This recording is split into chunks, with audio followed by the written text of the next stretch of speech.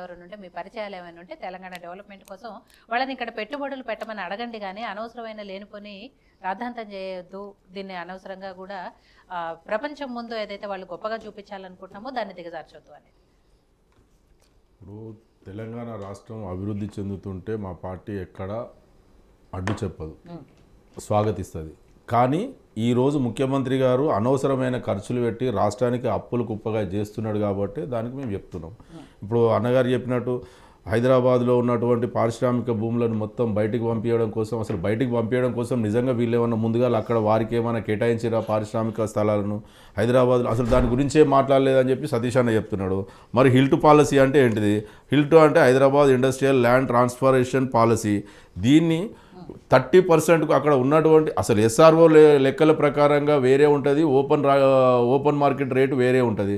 అక్కడ ఎస్ఆర్ఓ లెక్కల ప్రకారంగానే 30%కు భూములను సేల్ అక్కడ ఉన్నటువంటి వాళ్ళకి రిజిస్ట్రేషన్ చేయాలి, వాళ్ళు ఏమైనా చేసుకోవచ్చు కమర్షియల్గా అని చెప్పేసి వారికి అధికారం ఇస్తుంది ఈ రాష్ట్ర ప్రభుత్వం.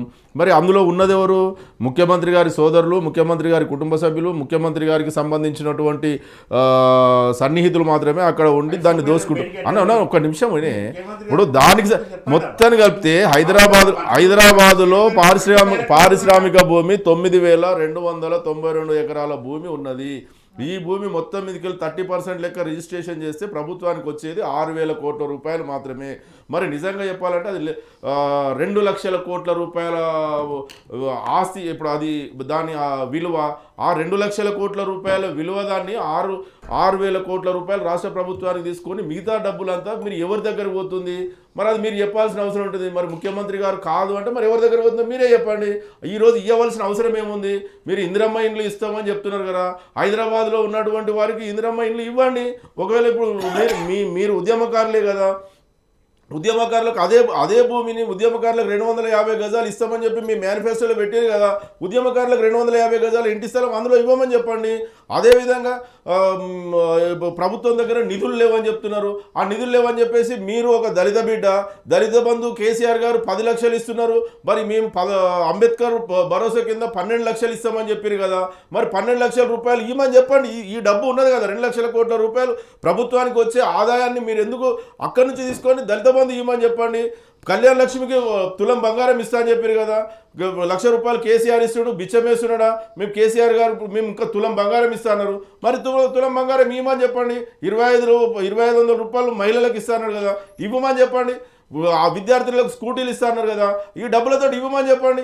అంత రాష్ట్ర ప్రభుత్వం డబ్బులు భూమిని మొత్తం మీరు దానదత్తంగా మీకు సంబంధించిన అనుయాయులకు దానదత్తం చేసుకుంటా మేము ఏం చేస్తలేము.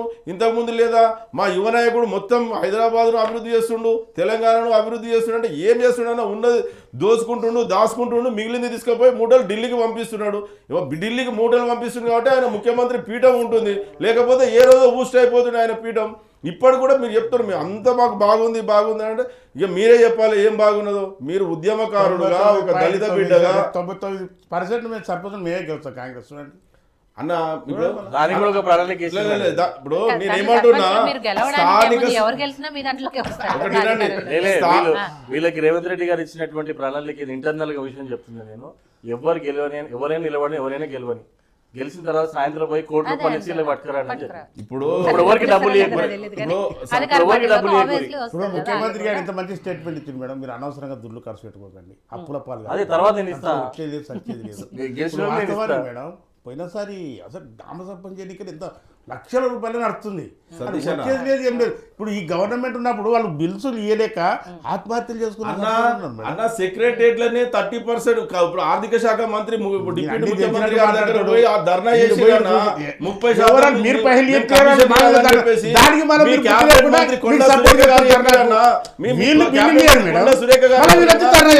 మంత్రి కొండా సురేఖ గారి కూతురు మాట్లాడతారన్నా.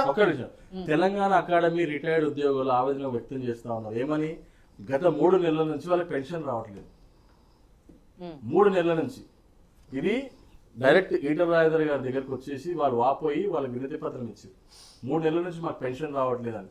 అంటే పెన్షన్లు ఇచ్చే పరిస్థితి లేదు, జీతాలు ఇచ్చే పరిస్థితి మీరు లేకుండా 1వ తారీఖు జీతాలు పడుతున్నాయి 2 ఏళ్ల ఇది- నుంచి. ఇది చెప్పండి సార్, ఇది చెప్పండి. పెన్షన్ బెనిఫిట్స్ కావచ్చు, పెన్షన్ కాదు. పెన్షనే సార్, పెన్షనే పెన్షన్ ఇవ్వట్లేదు. అకాడమీ తెలంగాణ అకాడమీ గవర్నమెంట్ కింద ఉందా, ప్రైవేట్ గవర్నమెంట్ కిందనే ఉంది ఇది.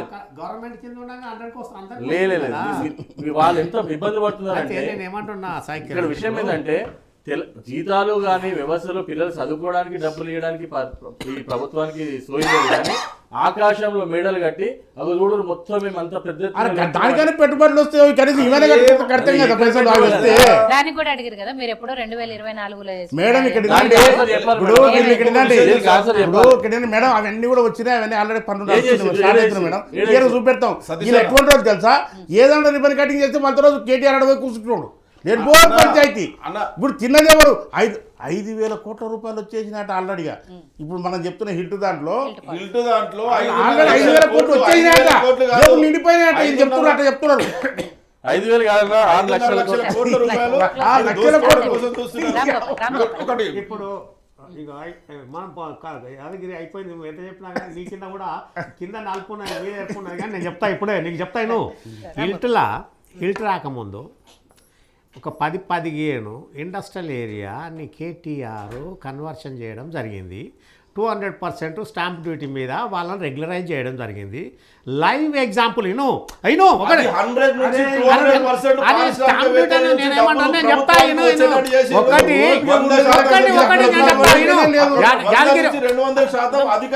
ఓన్లీ స్టాంప్ డ్యూటీ కాదు. నేనేమంటున్నా 30% కాదు. నేనేమంటున్నా అది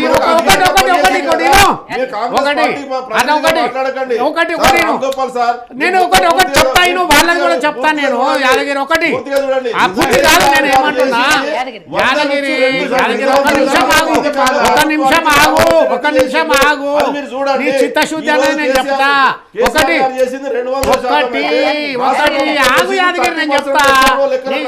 నీకు యాదగిరి నీకు చెప్తా. నువ్వు ఆదిలాబాద్ అడవులకి రాలే. నీ కేటీఆర్ అర్బన్లో ఏదైతుందో మున్సిపల్ అడ్మినిస్ట్రేషన్ మినిస్టరు అమెరికా తిరిగి వచ్చి దేశాలన్నీ తిరిగి వచ్చినాక బుద్ధి జ్ఞానం ఉన్నోడు 9,000 ఎకరాలు ఏదైతే ఇండస్ట్రియల్ ఏరియా ఉందో అది మొత్తం తీసుకొని వాళ్ళకి ఆల్టర్నేట్ ల్యాండ్ ఇండస్ట్రియల్ పర్పస్లా నువ్వు పక్కల పంటి ఇచ్చేసి ఇవ్వచ్చు. అరే ఇవ్వచ్చు. నేను ఏమంటున్నా జవహర్ నగర్ ఉన్నది ఎక్కడ నేనేమంటా నువ్వెందుకు చేయలేదు అడుగుతున్నా. నీ మంత్రి ఎందుకు చేయలేదు? ఇప్పుడు అదే బయాలజికల్ ఈవెంట్స్